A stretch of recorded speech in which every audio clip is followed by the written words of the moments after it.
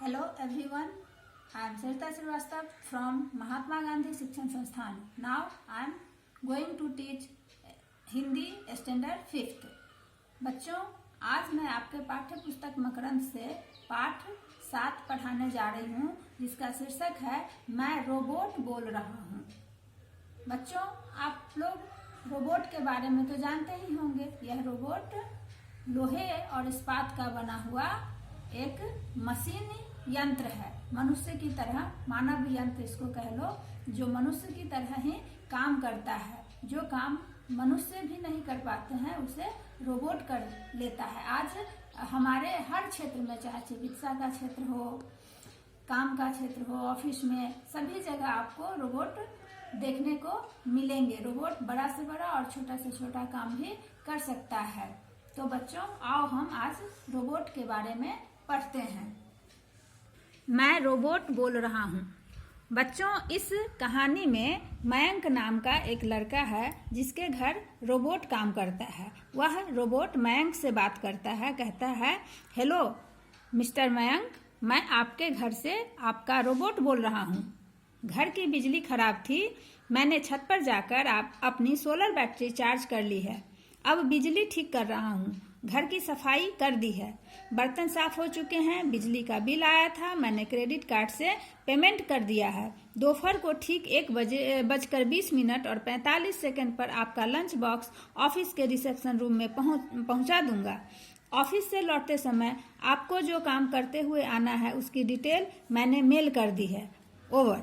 तो बच्चों, आपने देखा कि रोबोट क्या क्या काम कर सकता है। घर की सफाई कर सकता है, खाने पहुंचा सकता है, क्रेडिट कार्ड से बिल पेमेंट कर सकता है और समय का भी सही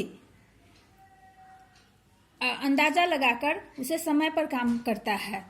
अब बच्चों, वह दिन दूर नहीं जब मेरे जैसा कोई घरेलू रोबोट आपसे ऐसे ही फोन पर बात करे। जरा सोचो तो कैसा होगा वह जीवन। पर याद रखना, अति हर काम की बुरी होती है। अगर हम रोबोट से ही काम करना शुरू कर दें तो हमारा जीवन आलस्यपूर्ण हो जाएगा, हमारे शरीर में खुद का जंग लग जाएंगे। आपने रोबोट फिल्म तो अवश्य देखी होगी। यह फिल्म कई बार टेलीविजन पर भी दिखाई जा चुकी है।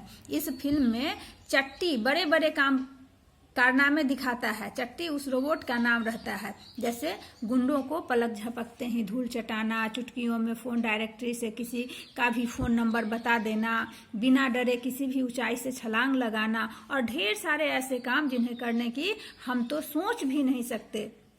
ऐसे कामों को रोबोट फिल्म का रोबोट चिट्टी झटपट कर देता है। उसके लिए कुछ भी असंभव नहीं है।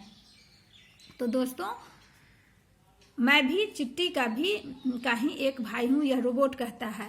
आज आपको अपने बारे में बताता हूँ। अब बच्चों, रोबोट खुद के बारे में बताता है कि वह कैसे बनता है और कैसे वह मनुष्य के लिए आरामदायक हो गया है।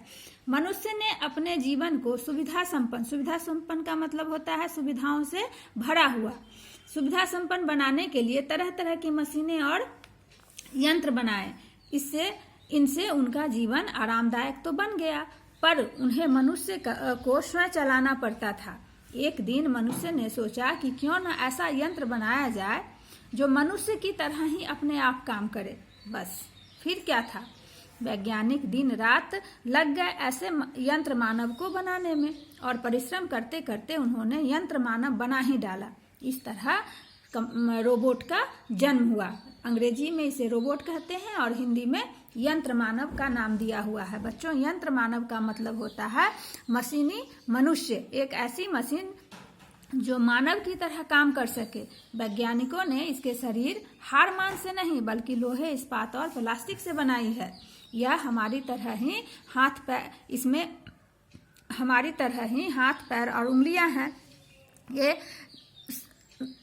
मेरे सभी अंग, यानी कि रोबोट के सभी अंग धातुओं से बने होते हैं। यह चल फिर सकता है, काम कर सकता है, भाग सकता है, भारी भरकम काम कर सकता है। यह ऐसे ऐसे काम कर सकता है जिन्हें करने की हम सोच भी नहीं सकते हैं।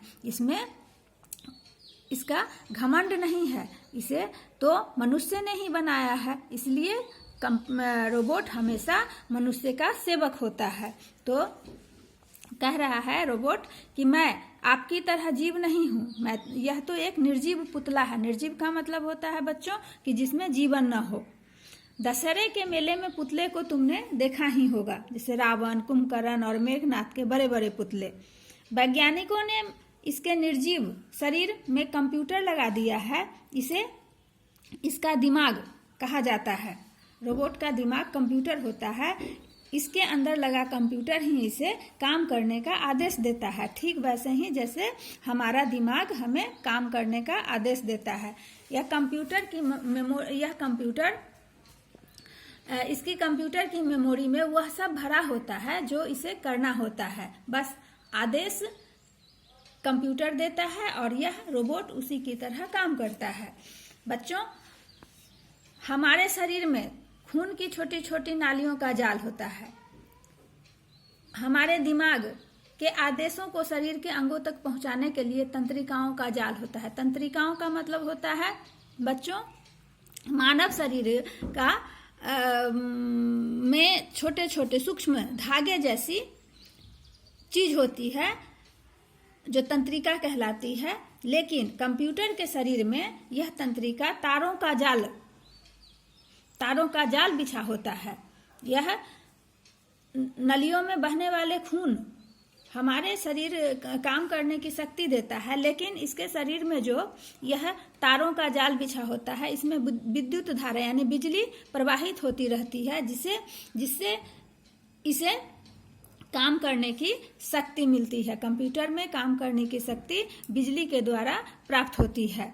तो बच्चों, अब कंप्यूटर देख भी सकता है, सुन भी सकता है, बोल भी सकता है। देखने के लिए इसके शरीर में कैमरे लगे होते हैं, सुनने के लिए माइक्रोफोन लगे होते हैं और बोलने के लिए